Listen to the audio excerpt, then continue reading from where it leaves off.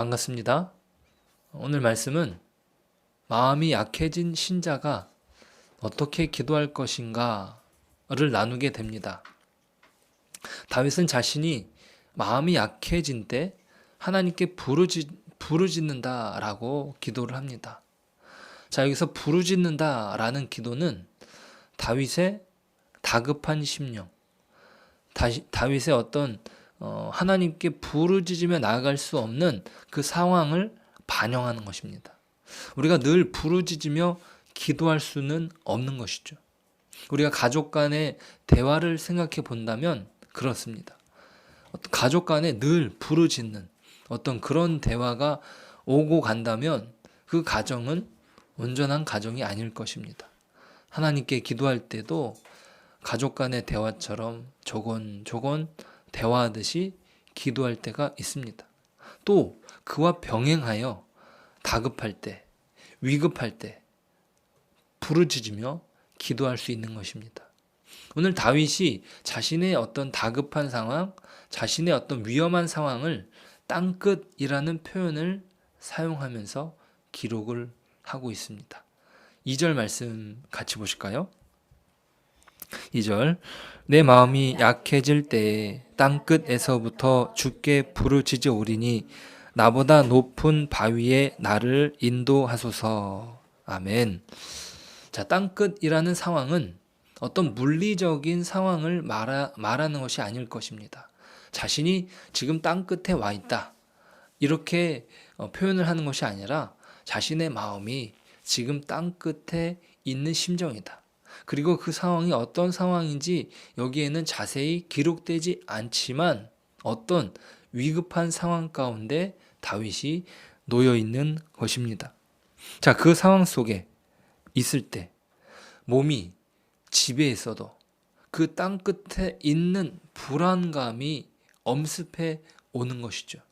그러니까 자신이 어떤 물리적인 상황 속에서의 표현이 아니라 자신의 마음, 그 연약해질 대로 연약해진 마음을 표현하고 있는 것입니다. 자, 이런 상황 속에서 가장 안전한 곳으로 인도해 달라고 요청합니다. 그래서 나보다 높은 곳에 나를 인도해 달라고 말하고 있는 것이죠. 자, 나보다 높은 바위라는 표현은 자신이 오를 수 있는 바위가 아닙니다. 스펄전 목사님은 이 내용을 가지고 어떤 예를 들 때 그 영국 북부 해안에 그 바다가 험해가지고 자주 배가 빠진다고 그럽니다. 그런데 그 빠진 상황 속에서 사람들이 구원을 받을 수 있는 어떤 상황은 어떤 상황이냐면 그 주변에 높은 바위가 있는데, 사람 키보다 높은 바위가 있는데 그곳에 사람이 어떻게 올라갈 때, 그곳에 올라갈 때도 그 바위가 상당히 미끄러운 상황이어가지고 지칠 대로 지친 사람들이 그 미끄러운 바위를 오르는 것은 쉽지 않은 것입니다. 그러니까 거기에 오르기만 한다면 사람이 목숨을 구할 수 있다. 자, 그러니까 나보다 높은 바위 위에 오르기만 한다면 살 수 있을 텐데 지치기도 지친 상황인 것이고 미끄럽기도 미끄러우니까 도무지 오를 수 없는 것이죠. 그래서 다윗이 기도하는 것은 나보다 높은 바위에 인도해 달라고 기도하는 것입니다. 자, 그러니까 이 말씀은 새 번역으로 보면은 더 어떤 명확하게 들어오게 됐는데요. 제가 읽어드리겠습니다. 내 마음이 약해질 때 땅끝에서 주님을 부릅니다. 내 힘으로 오를 수 없는 저 바위 위로 나를 인도해 주십시오. 그러니까 자신의 힘으로 오를 수 있는 바위를 말하는 것이 아니에요.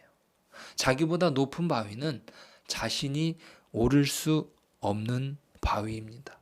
도무지 오를 수 없는 바위에 자신을 올려달라고, 그리고 거기에서 자신을 구원해달라고 하나님께 요청하는 것입니다. 자, 이런 절망적인 상황을, 눈에 보이지 않는 상황이지만 눈에 보이도록 하게끔 기도하는 다윗의 어떤 이 표현을 여러분들은 이해하시겠습니까? 하나님께서 만들어 놓으신 이 창조 세계 안에 하나님의 구원이 있음을 그는 말하고 있는 것입니다. 자, 이 구원에 대한 소원이 계속 이어지고 있습니다. 61편 3절이에요. 시작. 주는 나의 피난처시여 원수를 피하는 견고한 망대이니이다. 나보다 높은 바위는 피난처시며 견고한 망대입니다. 망대는 성읍 높이 올라 있는 요새를 가리킵니다. 성읍에서 가장 안전한 곳이죠. 자, 그런데 이러한 망대를 잠언에서는 기록하기를 잠언 18장 10절은 여호와의 이름은 견고한 망대라. 의인은 그리 달려가서 안전함을 얻느니라 라고 기록합니다. 견고한 망대는 바로 하나님의 이름입니다. 주님 자신이 그 안전을 보장하신다는 거죠. 그 이름을 사용한다는 것은 바로 그런 의미입니다. 다윗이 그것을 구하고 있는 것이죠. 자, 이어서 다윗은 하나님께서 장막에 거하시며 예배 가운데 만나 주신다고 고백합니다. 새끼를 날개 아래 품는 어미새에 비교하기도 합니다. 이 창조 세계는 하나님을 보는 극장이다라고 칼빈은 이야기했습니다. 다윗은 자신이 하나님의 구원이 필요함을 이 창조 세계 안에 하나님이 만들어 오신 그 피조물 안에서 하나님의 구원을 구하고 있습니다. 주의 날개는 주님의 품에 안기고 싶어하는 다윗의 마음을 보여줍니다.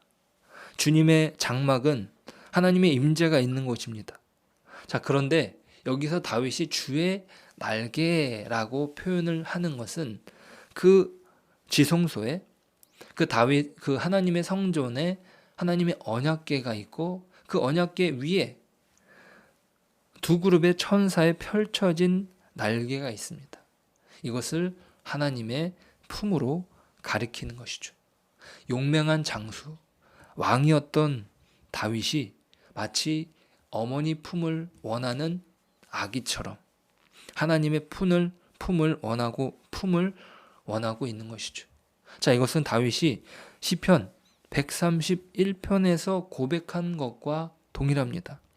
131편 2절이에요.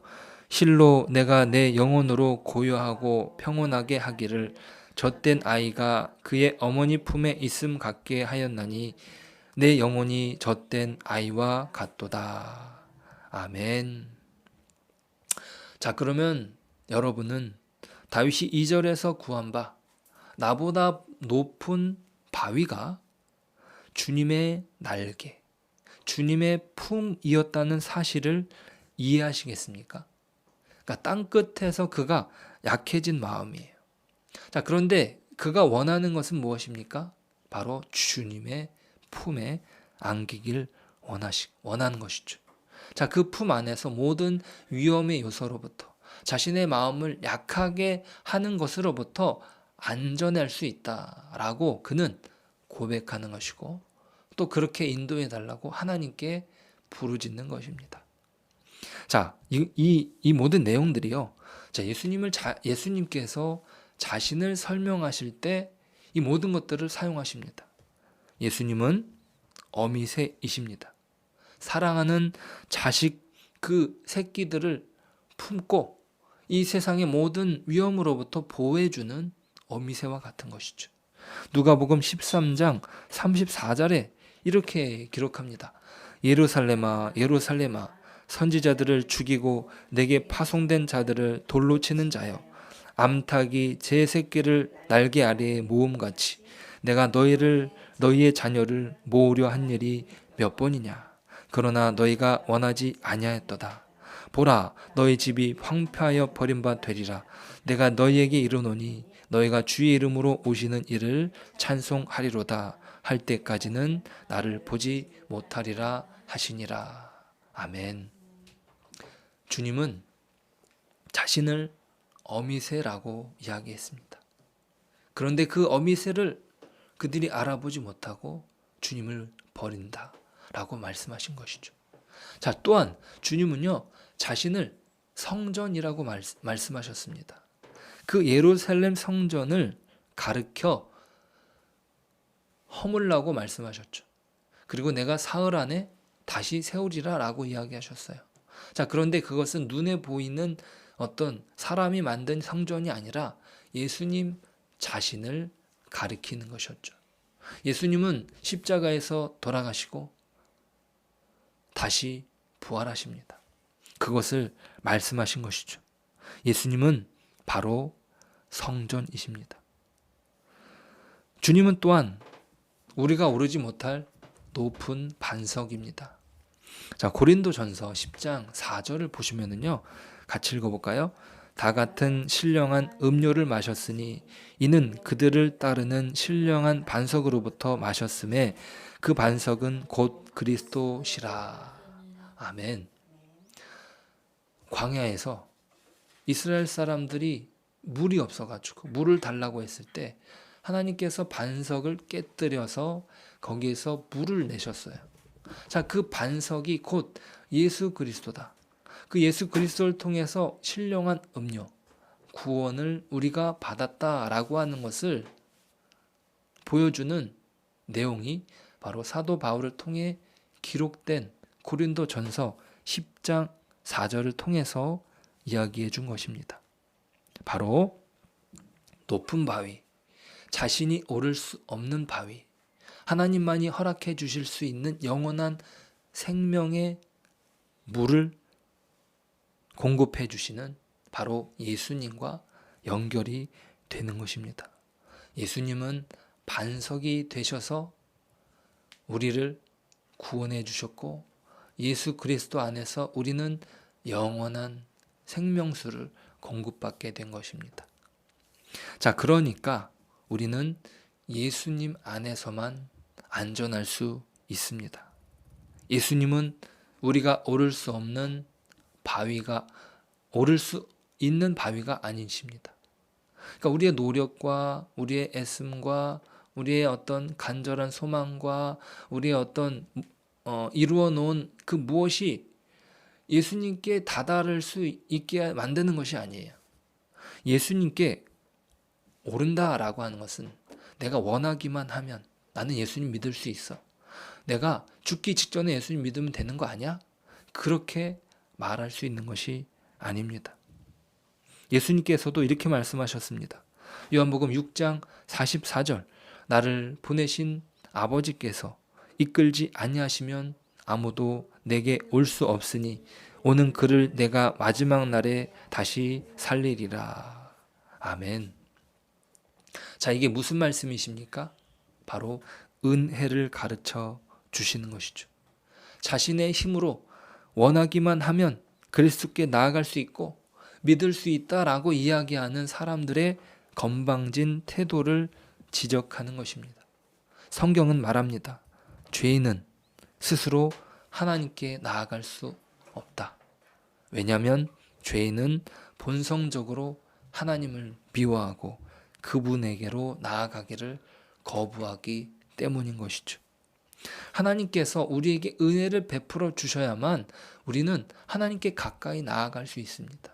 마음이 약해질 대로 약해진 상황 속에 우리가 하나님을 찾기를 원하는 마음이 그 안에 있다면 그것은 하나님의 은혜인 것입니다.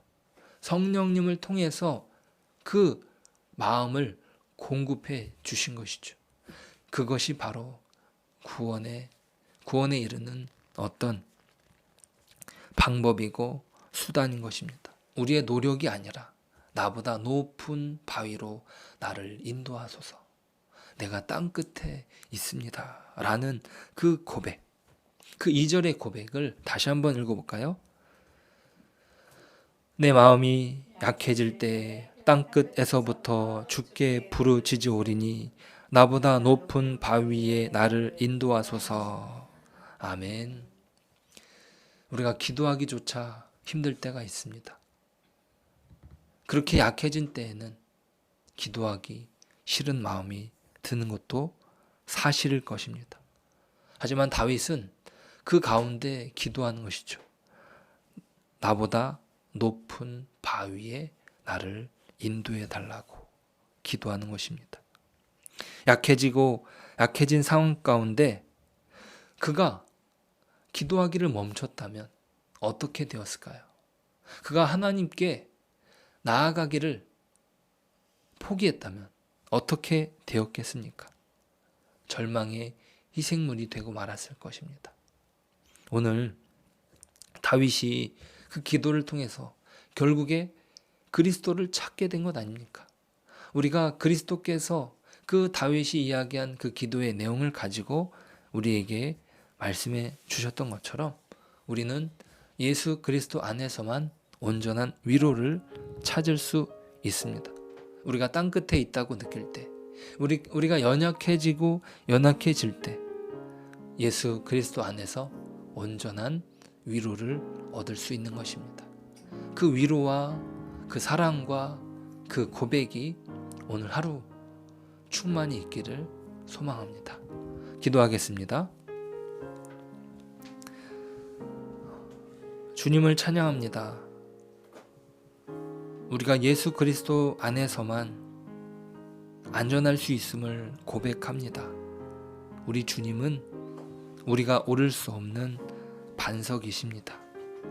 우리 주님은 자신을 쪼개셔서 영원한 구원의 생수를 우리에게 공급해 주셨습니다. 감사합니다.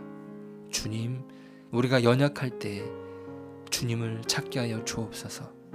주님께서 반석이시고 어미새이시며 성전이라 말씀하셨습니다. 오늘도 주님 안에서 참된 은혜를 찾게 하시고 참된 평안 안에 거하게 하여 주옵소서. 예수님의 이름으로 기도드립니다. 아멘. 우리 같이 기도합니다.